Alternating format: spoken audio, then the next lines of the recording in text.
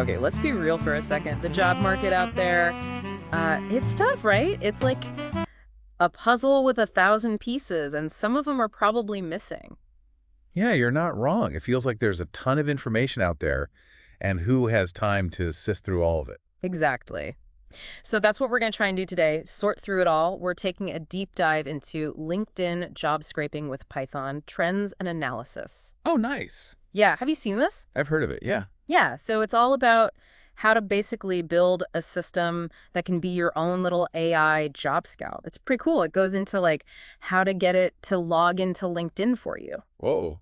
Yeah, and I scan tons of job postings and even like make reports for you automatically. No kidding. That sounds pretty powerful. So if you've ever been even a little bit curious, like how does this stuff work? Or maybe you're thinking about, what's next for your career, this is the deep dive for you. Absolutely, yeah. Sign me up. All right, so first things first, what exactly IS web scraping? Like how would you explain that to someone who's never heard of it? Well, at its simplest, web scraping, it's like having this digital assistant that's going out there and gathering all the info from websites for you. Okay. Like a super efficient researcher. Think of it that way. Only it works way faster than any human ever could. So instead of me spending hours scrolling through LinkedIn, I can have this thing pull out all the important stuff for me. Precisely. And in this case, right, we're talking about LinkedIn job postings. Right, right. That makes a lot of sense. Okay, so I've played around with Python a little bit, but I'm definitely not a coder. Why is Python so good for this kind of web scraping stuff? Well, Python's a really versatile language, and it has tons of libraries that are specifically designed for web scraping. Okay. These libraries are like special tools made just for this kind of work and make it easier to navigate websites, get the data you need, even interact with stuff like buttons and forms all through code. So even if I don't know how to code like a pro, I can still kind of grasp what's going on here. It's exactly the source we're looking at today. Actually, it does a really good job of explaining all these concepts in a pretty simple way. Okay, good to know. Hmm. All right, so we've got Python as our tool of choice now. Let's talk about LinkedIn. I'm guessing they're not too thrilled about people scraping their data, are they? You're right on the money there. Like a lot of websites, LinkedIn has put up some walls to stop automated scraping. Yeah, that makes sense. They want to protect their data, obviously, and also make sure that users are having a good experience. Yeah, no, definitely. So how do we get around those roadblocks then without, doing anything shady? Well, the source actually, it has some pretty clever techniques for that. One of them is using something called proxy servers. Have you heard of those? I think so, but remind me how those work. Okay, so imagine you're sending a scout to gather intel. Yeah. You want them to be sneaky, right? Yeah. That's what a proxy server does. It's like a disguise. Okay. It masks your computer's IP address. So to LinkedIn, it looks like requests are coming from a bunch of different places, not just your computer. Gotcha. So we're making our scraper look less like a robot and more like a bunch of real people. Precisely. That's smart. Okay, so we're being respectful of LinkedIn's rules. That's good. So now let's say we've got our ethical scraping tools all set up. What do we do next? So the source walks through how to build this whole scraping system step by step, and it's designed in a really modular way, kind of like building with Legos. I like that. Yeah, each part has a specific job. Okay, I'm ready for the building instructions. Walk me through it. All right, so first we have what's called the request handler. That's the part that Right. really talks to the website, sending out requests for info and using those proxies we were just talking about. So it's like our diplomat making sure we're playing by the rules. Exactly. And then we have the parser, which is where things get really interesting. Right. This is the part that takes all that raw HTML code from the website, all those brackets and tags and stuff. Yeah. And it pulls out the specific pieces of information that we actually want, like job titles, company names, skills, and so on. So it's like translating a secret code. That's a great way to put it. So it's taking all that messy code and turning it into something we humans can actually understand and use. That's the idea, and that's where the power of this approach really starts to shine. Okay, I'm ready for the power. I'm ready for those insights. What happens next? Well, now you probably want to narrow down your search right. Like maybe you're only interested in software engineering jobs in a certain city or within a certain salary range. Right. That's where the filter agent comes in. Okay. Think of it like building a really detailed search on Google. But for jobs, you can combine keywords, locations, date ranges, all kinds of stuff. The source even shows you how to create these really specific filters so you get exactly what you're looking for. So we're not just browsing LinkedIn, we're building our own custom job search engine. That's pretty awesome. It is pretty cool, and it gets even better because we can do so much more than just find individual jobs. Yeah. We can actually uncover larger trends in the job market. Okay, now you've got my attention. So we're talking like what skills are hot right now, which industries are growing, all that. Exactly. And even stuff like what emerging technologies companies are looking for. Get ahead of the curve. Now that would be some seriously valuable intel. I'm guessing Python's data analysis skills come in handy here. We can use Python to analyze all the text in those job postings, look for patterns, see what's popping up over and over again. I see. So it's not just about finding the jobs, it's about understanding the bigger picture, right? Precisely. For example, the source talks about making word frequency charts. I've seen those before, but I never thought about using them for job market analysis. How would that work? It's actually pretty simple. You analyze how often certain words or phrases appear in those job postings, right? And that gives you a sense of what's hot right now. Like the source found that mentions of cloud security have jumped like 300% in the last quarter. Whoa. That's a pretty big signal. Yeah, that's huge. Having that kind of insight would be a total game changer, especially if you're trying to like stay ahead of the curve in your career. Absolutely. And that's just one example. There are tons of ways to slice and dice this data to find those golden nuggets. This is blowing my mind. But before we go too deep down that rabbit hole, there's one thing I got to ask about. I'm seeing something here about LLM integration. Hold on. What is an LLM? That's a new one for me. LLM stands for Large Language Model. It's basically a super smart AI that can understand and generate text that sounds just like a human wrote it. Okay. Like you've probably heard of ChatGPT, right? Yeah. That's one example. Gotcha. So how does an LLM fit into all of this job scraping stuff? Well, imagine instead of just getting a spreadsheet full of data, you get a personalized report that summarizes the key findings, highlights the trends, and even gives you some analysis based on your specific interest. So it's like having your own personal job market analyst. That's pretty slick. It really is, and it saves you a ton of time and effort. This is getting seriously cool. It sounds like we're on the verge of having our own personal AI job scouts, right? I think it's definitely a possibility. As AI keeps getting better, we're going to see even more sophisticated tools that can help us navigate the job market way more effectively. That's both exciting and a little bit scary. I can't wait to hear more about how this all comes together. Well, let's dive into the actual framework for building this system. The source breaks it down into these really manageable components, and I think you'll be surprised at how logical it all is. Lead the way. I'm ready to see how the magic happens. Okay, so we've talked about how to like ethically gather this data, but how do we actually build this system? The one that can actually find those hidden gems in the job market? I'm picturing like a wall of code right now. It might sound intimidating, but Okay. the source honestly does a really good job of breaking it all down into manageable pieces. Remember that assembly line analogy we were talking about earlier? Right, like a bunch of specialized robots all working together. Exactly. Each component has its own job to do. Okay, I'm all ears. Introduce me to the rest of the team. All right, so we've already got our request handler, which is like our stealthy messenger, right? All right. And the parser, that's one that translates all that website code into something we can actually understand. Right. But there are a few other key players on this team that we haven't met yet. Okay, lay it on me. So next up, we have the filter agent. This one's like the quality control expert. All those super specific filters we talked about, like combining keywords, locations, all that. Yeah. That's where this guy comes in, the filter agent. Yeah.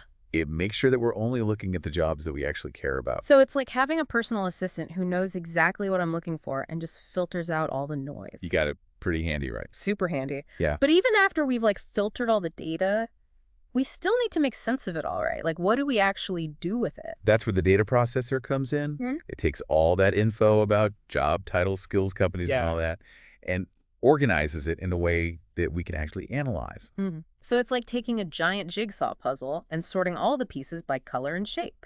That's a great analogy. Right. And once we've got all those pieces sorted, we can start to see the bigger picture. Which is? Trend analysis. Remember those word frequency charts we talked about? Mm-hmm. This is where they come in. Right. Okay. Yeah. We can use those to analyze how often certain skills or technologies are being mentioned, see which industries are growing, maybe even spot companies that are quietly hiring like crazy, even if they're not posting jobs publicly. That sounds like some serious insider knowledge. Are we talking about like having a crystal ball that shows us the future of the job market here?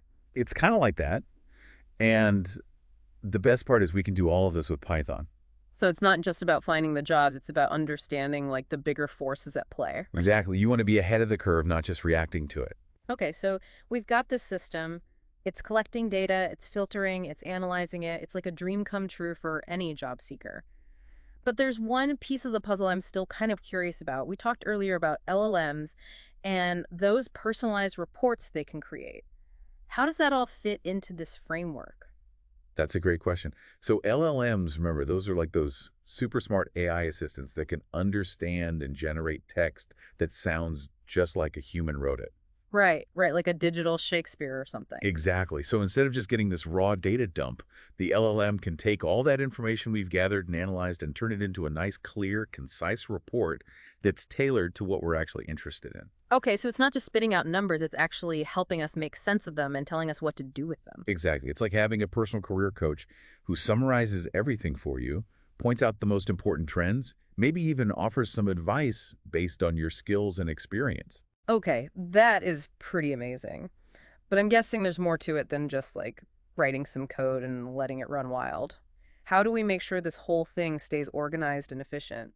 That's where components like the scheduler and the agent manager come in. Think of the scheduler like a digital alarm clock. Okay.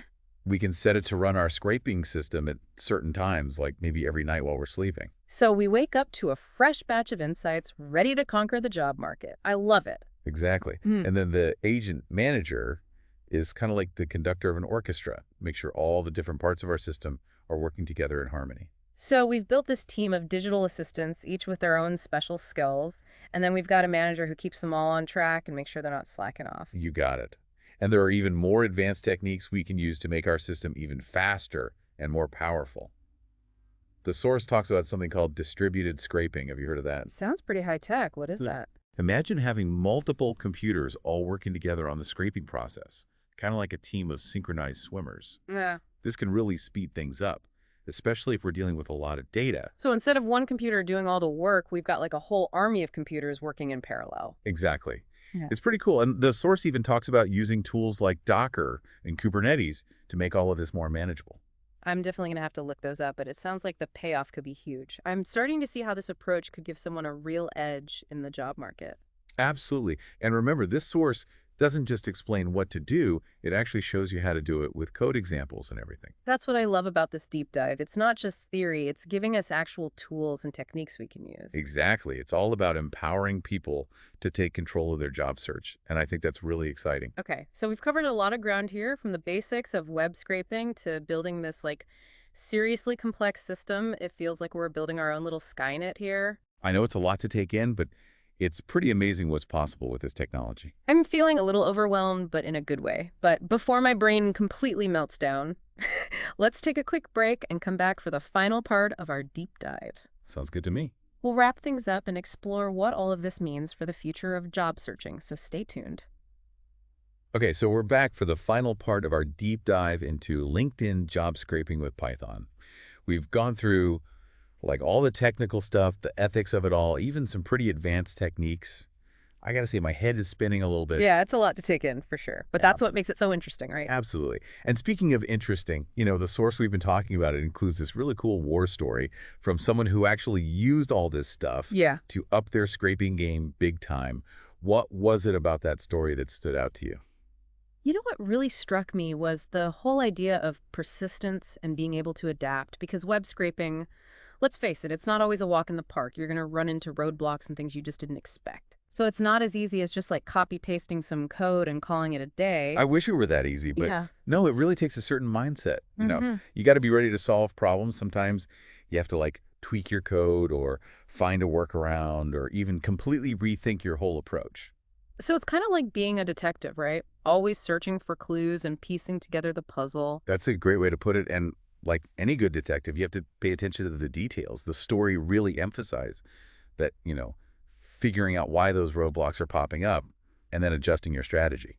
So you're always learning, always improving. Exactly. It's a continuous process of like learning and adapting. And honestly, that's a lesson that applies to so much more than just web scraping, right? Whether you're learning in a language, starting a business, whatever it is, being able to learn from your mistakes and adapt to change is super important.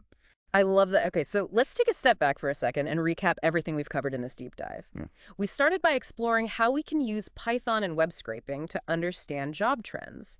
We talked about why Python is so good for this and how to get around LinkedIn's anti-scraping measures without being, a jerk about it. Right. We want to be ethical about it. Exactly. Yeah. Then we got into the nitty-gritty of building an actual scraping system, breaking it down into those different parts like the request handler, the parser, the filter agent, all that good stuff. We even talked about some more advanced stuff like distributed scraping and CI/CD, which still sounds a little bit like science fiction to me, but And we can't forget about those LLMs, those AI assistants that can turn all that raw data into something that we can actually use and understand. right, like imagine getting this personalized report that not only tells you what skills are hot right now, but also suggests companies you should be looking into. That's next level stuff. It really is. And it's all thanks to this amazing combination of web scraping, data analysis, and AI, Mm. which honestly, who knows what the future holds, right? That's what I was just thinking about. The really mind-blowing part is how quickly all of this is changing. I mean, you think we're headed towards a future where, like, everyone has their own AI job scout? I definitely think it's possible as AI and machine learning keep getting better. We're going to see even more sophisticated tools popping up, things that can help us navigate the job market in ways we can't even imagine right now. It's both super exciting and a little bit scary at the same time. True. But I think it's important to remember that technology is ultimately a tool, right? And like any tool, it can be used for good or for bad. It's up to us to make sure that these advancements are being used ethically and responsibly. Could not have said it better myself. And on that note, to everyone listening, if you're as fascinated by this stuff as we are, we encourage you to dive into the source material yourself. We've got links in the show notes, plus some other resources to help you get started on your own web scraping journey. And remember, this is just the beginning. The world of web scraping is huge and it's constantly evolving. So who knows what amazing discoveries are still out there waiting to be found. Thanks for joining us on this deep dive. Until next time, keep exploring, keep learning, and keep pushing the boundaries of what's possible.